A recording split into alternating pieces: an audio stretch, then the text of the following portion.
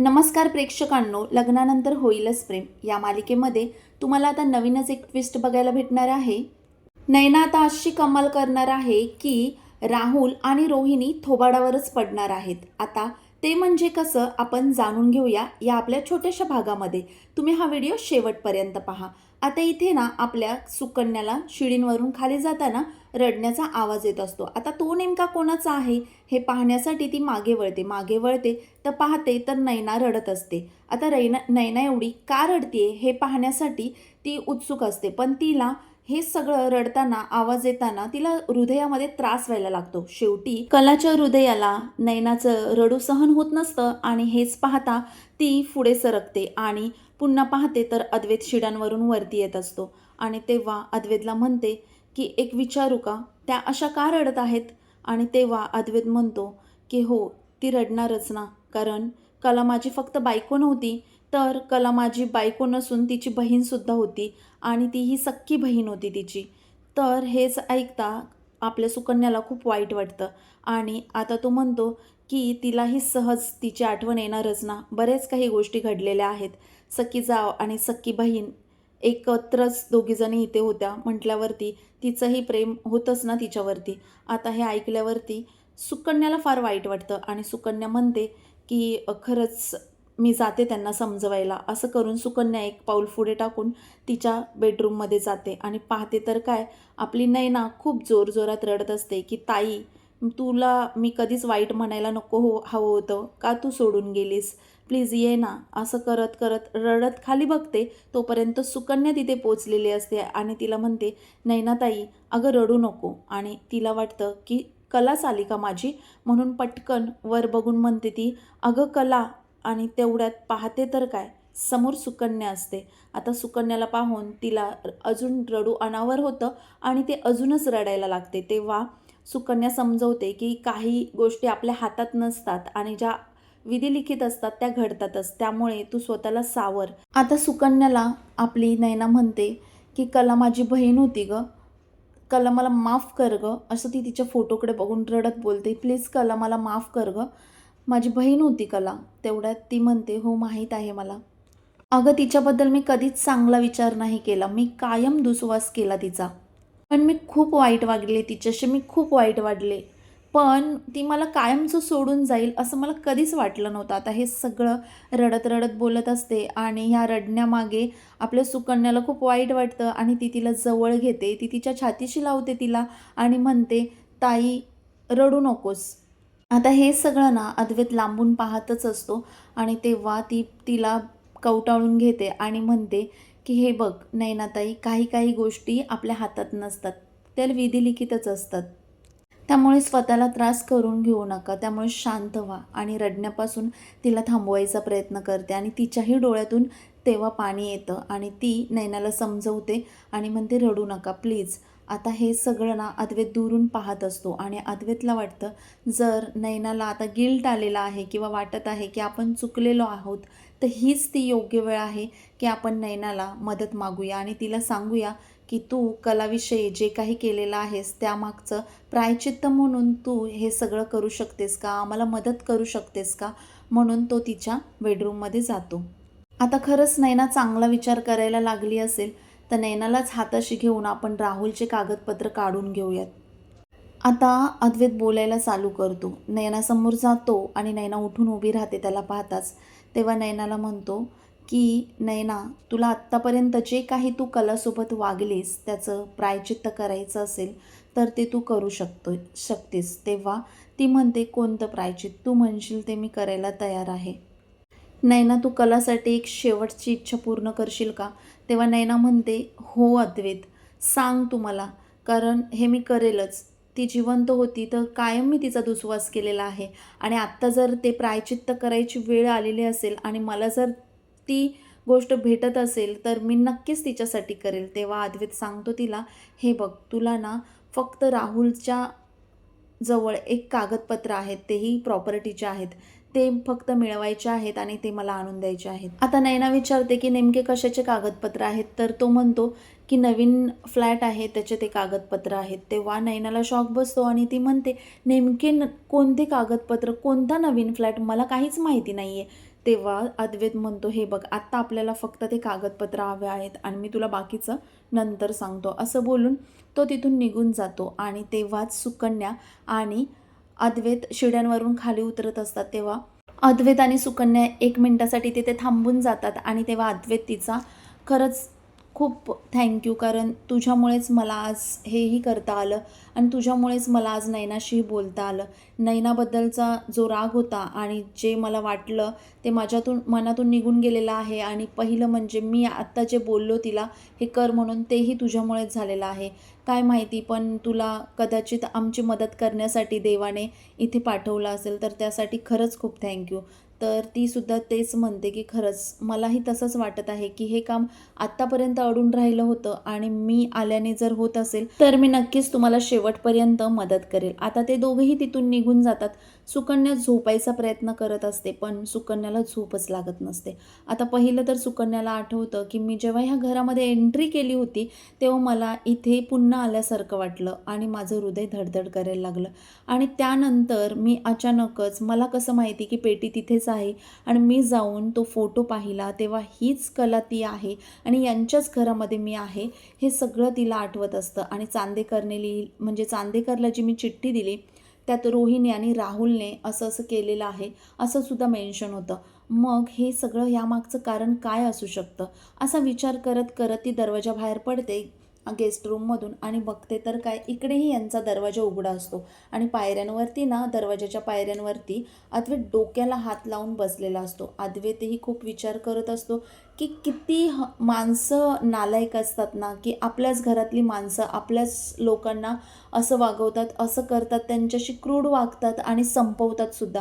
इथपर्यंत जातील मला असं वाटलंच नव्हतं. आत्या अशी वागेल हे कधीच मला वाटलं नव्हतं आणि अशा लोकांच्या समोर रोज ते चेहरे पाहायचे आणि आपण खोटा आव आणायचा की आम्हाला काही माहितीच नाही आहे, पण ही माझी मजबुरीच आहे, असा विचार करत करत डोक्याला हात लावून बसलेला असतो. आणि इकडे मात्र राहुल ना आपल्या आईशी बोलत असतो, मम्मा मला ना आता एकच कळतंय की आपण माझ्या नावावरती आता लवकरात लवकर प्रॉपर्टी करून घेऊया आणि यानंतर माझ्या हाताखाली 10 माणसं असली पाहिजेत काम करायला.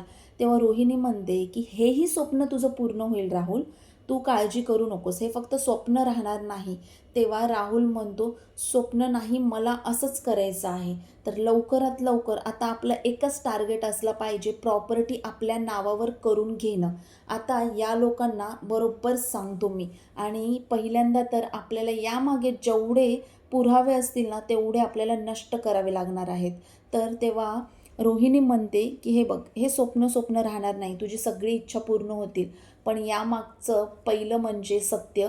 एक तर ती गाडीची प्लेट त्या म्हाताऱ्याकडे आहे, दुसरं तर आपण आपला फ्लॅट घेतलेला आहे तो, आणि तिसरं म्हणजे जी गाडी होती ती. आता इकडे आपला अद्वैत खाली मान घालून बसलेला असतो डोक्याला हात लावून, तर तिथे तोपर्यंत सुकन्या जाते आणि सुकन्या पाहते तर सुकन्याला वाटतं की हेही जागेच आहेत का. मग पुढे जाते आणि म्हणते, सर तुम्ही का बरं जागे आहात, झोपलात का नाही एवढ्या उशिरापर्यंत. तर तेव्हा तो विचारतो, नेमकं त्या दिवशी काय झालं होतं मला सांगशील का ॲक्सिडेंटमध्ये. तेव्हा ती सांगते की आपली कला समोरून पळत पळत येत होती आणि समोरून पळत पळत कोणाशी तरी फोनवर बोलत होती आणि तिला पटकन एका पांढऱ्या गाडीने ना उडवलं. तेही एवढ्या जोरात उडवलं की त्या उडून एक साईडला पडल्या आणि त्या पडल्यानंतर त्यांचा थोडा थोडा श्वास चालूच होता. तोपर्यंत मी त्या जागेवर पोहोचली आणि पोहोचते तर काय, लोक व्हिडिओ काढण्यातच बिझी होते आणि मला काहीच सुचत नव्हतं. मला कसं तरी व्हायला लागलं, मला चक्कर यायला लागली आणि मी पाहिलं की त्या आहेत, अजूनही त्यांचा जीव आहे आणि त्यासाठी मग मी त्या परिस्थितीमध्ये सुद्धा ॲम्ब्युलन्स बोलवली आणि मी पाहते तोपर्यंत मी सुद्धा चक्कर येऊन पडली होती. आणि मग त्यानंतर अद्वैत ऐकतच राहतो आणि बोलतो की तुला काही असा ठोस पुरावा आठवतोय का की तू काही बघितलंस. तेव्हा आपली सुकन्या म्हणते, हो हो सर, मी असं काहीतरी बघितलं की त्या गाडीने जेव्हा कलाला धडक दिली त्यानंतर कुणीतरी तिथे होतं आणि त्यांच्यासोबत ना त्या रोहिणी मॅडम झटापटी करत होत्या आणि त्या गाडीची धडक एवढ्या जोरात होती की ती जाऊन कुठेतरी लागली, म्हणजे कोणत्या तरी झाडाला लागली, काहीतरी झालं पण ती लागली. आणि तेवढ्यात ना तिथून एक आजोबासुद्धा बाजूला गेले, पण तिथे कोणाशी तरी ते झटापट करत होते आणि हे ती सांगते. तोपर्यंत इकडे राहुल आणि रोहिणी प्लॅन करत असतात की आता आपल्याला हे पुरावे नष्ट करायचे आहेत. राहुल सांगतो, "मम्मा, मी तर गाडी आहे ना ती नष्ट केलेलीच आहे. तो पुरावा मी नष्ट केलेला आहे. आता राहिली ती प्लेट आणि म्हातारा. ह्या 2 गोष्टी नष्ट कराव्या लागतील आणि जेवढे पुरावे आहेत तेवढे आपल्याला बारकाईने नष्ट करावे लागतील. कारण हाच पुरावे आपल्या गळ्याचा फास बनून यायला नकोत." तेवढं सुकन्या सांगते की मला असं वाटतं की तेव्हा ज्यांच्याशी झटापट होत होती ते आणि ती पांढऱ्या कलरची गाडी हे जर आपल्याला भेटलं तर कदाचित सगळं सोपं जाईल, असं अद्वैतसुद्धा म्हणतो. आता ती तिथून पटकन निघून गेले, गाडी घेऊन एकदम झपाट्याने निघून गेले. अद्वैत सुकन्याला म्हणतो की खरंच तुझे खूप आभार आहेत. आता एवढं काम माझं झालं म्हणजे आपण खूप जवळ गेल्यासारखं होईल कलाच्या ॲक्सिडंटच्या पुराव्यांपर्यंत. तोपर्यंत सुकन्या वरती पाहते आणि देवीला म्हणते, "अंबाबाई, आता इथपर्यंत तू आणलेला आहेस. आता इथून पुढेही तू सगळं सोपं करून दे आणि यांना खरंच यश मिळू दे या कामामध्ये." आता आपली नैना इकडे विचार करत असते की नेमके कोणते कागदपत्र, पण मला ते लवकरात लवकर शोधले पाहिजेत. ते नेमके कुठे ठेवले असतील, असं करून ती सगळ्या घरामध्ये शोधते. घरामध्ये म्हणजे तिच्या बेडरूममध्ये शोधते. आता ती सगळीकडे शोधून झाल्यावरती तिला ते पेपर सापडतच नाहीत. आता तिची नेमकी नजर कपाटावर जाते. ती विचार करते, कपाटात ठेवले असतील का? मला हे कलासाठी पाहिलंच पाहिजे. हेच प्रायश्चितची वेळ आहे माझी. आणि ती कपाटात जाऊन कपाट उघडते आणि खाली वगैरे बघते तर सापडत नाहीत. वरच्या कप्प्यात बघते तर मागच्या साईडला खूप मागे ते फाईल्स ठेवलेले असतात आणि ते प्रॉपर्टीचे पेपर्स असतात. तेव्हा ती ते पेपर्स बाहेर काढते आणि बघते तर काय, हे पेपर आहेत. हे प्रॉपर्टीचेच पेपर आहेत. पण ही प्रॉपर्टी नेमकी कोणती? बघते तर काय, ही प्रॉपर्टीचे फ्लॅटचे सुद्धा पेपर आहेत आणि त्याच्यामध्ये चांदेकरांच्या प्रॉपर्टीचे सुद्धा पेपर आहेत आणि त्याच्यावर अद्वैत सोडून सगळ्यांच्या सह्या झालेल्या आहेत. आता हे पाहून नैनाला एवढा शॉक बसतो. आता तिला खूप बरं वाटतं की हे मी काम माझ्या कलेसाठी करू शकते. पण हे काम मला खूप बारकाईने केलं पाहिजे. आत्ता हे पेपर अद्वैतच्या हातात देणं योग्य ठरणार नाही. त्यामुळे आपण काय करूया, हे पेपर आता कपाटामध्येच ठेवून देऊया. आणि तिला कुणीतरी बेडरूमच्या दिशेने यायचा आवाज आल्यासारखा वाटतो आणि तेव्हाच ती काय करते, पटकन ते पेपर कपाटामध्ये ठेवते. पण हे सगळं पाहून ना तिच्या पायाखालची जमीनच सरकलेली असते. कारण राहुलने सगळ्यांच्या सह्या घेतलेल्या असतात. फक्त उरलेली असते आपल्या अद्वैतची. आता पटकन ती ते पेपर कपाटात ठेवते आणि त्यानंतर राहुल बेडरूमच्या दिशेने येत असतो आणि बेडरूमच्या दिशेने येताना राहुललाही असं काहीतरी वाटतं की नेमकं काय चाललेलं आहे आतमध्ये.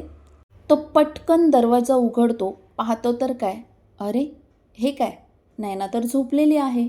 आता नैना ते पेपर ठेवून पटकन झोपून घेते आणि राहुलसुद्धा जातो, इकडे तिकडे फेऱ्या मारतो.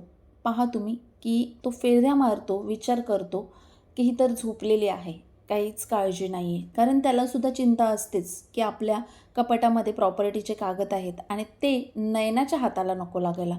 त्यामुळे तो असा विचार करतो आणि झोपून जातो. आता पाहतात तर काय, नैना त्याच्याकडे पाहतच राहते आणि विचार करते की कसा ना हा किती नालायक माणूस आहे की याने माझ्या बहिणीचं सुद्धा वाट लावलेली आहे आणि रोहिणी आणि राहुलच असेल का यामागे? माझ्या बहिणीला मारण्यामागे ह्या दोघांचाच हात असेल का? जर तसं असेल ना तर यांना शिक्षा झालीच पाहिजे. असा असा विचार नैना करते आणि त्यानंतर राहुल जाऊन तिच्या बाजूला झोपतो. ती पाहते तर काय की हा झोपलेला आहे. पण आता ते पेपर देणं योग्य नाही आहे.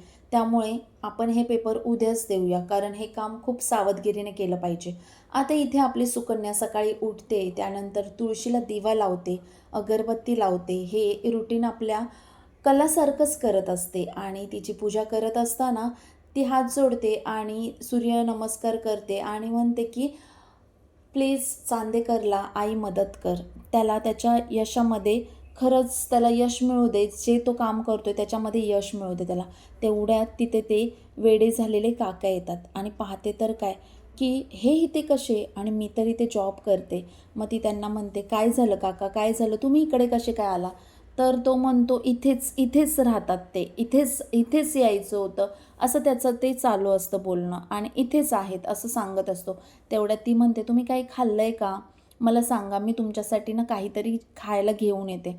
असं बोलून ती तिथून निघून जाते आणि तो मात्र वेडा असंच बोलत असतो. ही प्लेट जी आहे ती हातामध्ये घेऊन आणि तो बोलतो की उडवलं उडवलं. आता हे नेमकं कळतच नसतं. आता अद्वैत विचार करतो की आपल्याला ना आता बरेच काही पुरावे भेटलेले आहेत, पण आपण आधी ना पोलीस स्टेशनला जाऊया आणि तिथे सुद्धा चौकशी करूया. ज्या माणसाला आपण पकडलेला आहे त्याच्याकडून अजून काय काय बोलतं होतंय असा विचार करत तो तिथून जातच असतो. तेवढ्यात तिथे नैना जाते. आता नैना जाते आणि त्याच्यासमोर उभी राहते आणि म्हणते, अद्वैत, जे तू सांगितलंस ते मी पेपर घेऊन आलेले आहे. आता ते अद्वैतच्या हातामध्ये देते आणि अद्वैत पाहतो तर काय, की खरंच हिने प्रॉपर्टीचे पेपर घेऊन आली. यानंतर तो म्हणतो, खरंच तू खूप खूप माझं काम हलकं केलेलं आहेस आणि खरंच ही जर वेळ असेल आपल्याला काही प्रायश्चित्त करायची तर ही योग्य वेळ आहे. आता तो पाहतो आतमध्ये, त्याला ते पेपर दिसतात. त्यानंतर नैना म्हणते, की मी तुला एक सांगू का? मला तुला एक सांगायचं आहे. अद्वैत, अरे हे फक्त फ्लॅटचे पेपर नाही आहेत. तू नीट बघ. त्याच्या आतमध्ये आपल्या प्रॉपर्टीचे सुद्धा पेपर आहेत. चांदेकर मेन्शनच्या प्रॉपर्टीचे सुद्धा पेपर आहेत. ते जरा बघ. आता हे ऐकल्यावरती आपल्या अद्वैतला शॉक बसतो आणि म्हणतो, काय? असं बोलतो आणि त्यानंतर तो पाहतो तर काय, खरंच याच्यामध्ये आपल्या चांदेकरांच्या प्रॉपर्टीचे सुद्धा पेपर आहेत. आता ते बघितल्यानंतर त्याला पटकन आठवतं की कलाने जे मेन्शन केलेलं होतं चिठ्ठीमध्ये की असं असं आणि प्रॉपर्टी हडपाईच्या ह्याच्यावरती आहेत ही लोकं, तर ते खरंच सत्य आहे. आता हे पाहिल्यानंतर तो नयनाला म्हणतो की ही गोष्ट ना कुणालाच कळता कामा नये, कारण ही गोष्ट खूप कामाची आहे आपल्या आणि हे जर कळालं ना तर सगळ्या गोष्टी आपल्या हातातून निसटून जातील. तर ती म्हणते, नक्कीच मी काहीच कोणाला सांगणार नाही आणि मला अजून काही मदत करायची जर वेळ भेटली तर मी खरंच करेल आणि मला खरंच, मी एक बोलू का तुला, माझ्या कलाला न्याय मिळाला पाहिजे, बस एवढंच मला म्हणायचं आहे. तेव्हा अद्वैत म्हणतो, हो नक्कीच तिला न्याय मिळणार, ती खूप चांगली होती, तिने कधीच कुणाचं वाईट केलं नाही. तर आपली नयना म्हणते की मी खूप चुकलेली आहे कलाच्या बाबतीत आणि आता मला खरंच खूप आठवण येते. आम्ही दोघी बहिणी एकाच घरामध्ये लग्न करून आलो, किती नशीब चांगलं होतं आमचं, आम्ही दोघी किती छान राहायला पाहिजे होतो, पण मी तसं काही केलंच नाही. मी कायम तिचा धुसवासच केलेला आहे आणि खरंच याचं मला आता खूप वाईट वाटतंय. कला आता हवी होती इथे, मी तिला मिठी मारून रडली असती. मला खूपच वाईट वाटतंय की माझी कला मला सोडून गेलेली आहे. मला कधीच असं वाटलं नाही की मी जिच्यावरती जळती आहे, जिचा राग करते आहे किंवा जिची धुसमूस करते आहे, ती मला कधीतरी सोडून जाईल, माझ्या आयुष्यातून निघून जाईल. मला खरंच खूप प्रायश्चित्त होतं आहे आणि मला कलाची खूप आठवण येते आहे. ती परत आली पाहिजे असं मला वाटतं आहे. आणि खरंच हे सगळं बोलून बोलून ना ती खूप अंतःकरणातून रडत असते आणि तेव्हा तिला खरंच कलाची खूप आठवण येत असते. तेव्हा अद्वैत म्हणतो की हे बघ नयना, आता रडू नकोस, जे व्हायचं ते होऊन गेलं, जे घडायचं ते घडून गेलेलं आहे. पण ती म्हणते, का का का मी एवढा तिचा राग केला, मी नव्हतं करायला पाहिजे होतं, ती माझी सख्खी बहीण होती, मी का दुश्मनासारखी वागली, मला समजतच नाही, मला ही अशी बुद्धीच कुठून सुचली.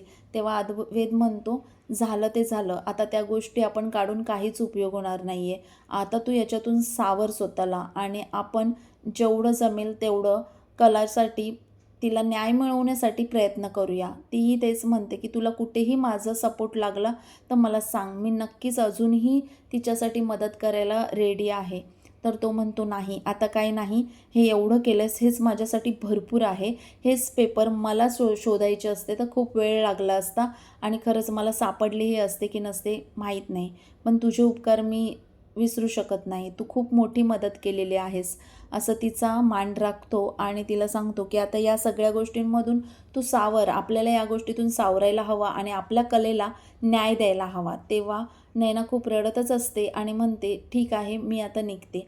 आता नैना तिथून निघून जाते आणि अद्वैतसुद्धा त्याच्या बेडरूममधले ते पेपर घेतो आणि वाचतो आणि म्हणतो की किती त्यांचा हा प्लॅन होता की ही सगळी प्रॉपर्टी हडपायची, किती मी वेडा होतो, आंधळा विश्वास ठेवत होतो की आपलीच लोकं आपल्या पाठीमध्ये सुरा खुपसत होते. आता हे बघून त्याला आश्चर्यच वाटलेलं असतं, पण तो पोलीस स्टेशनला जाणार असतो.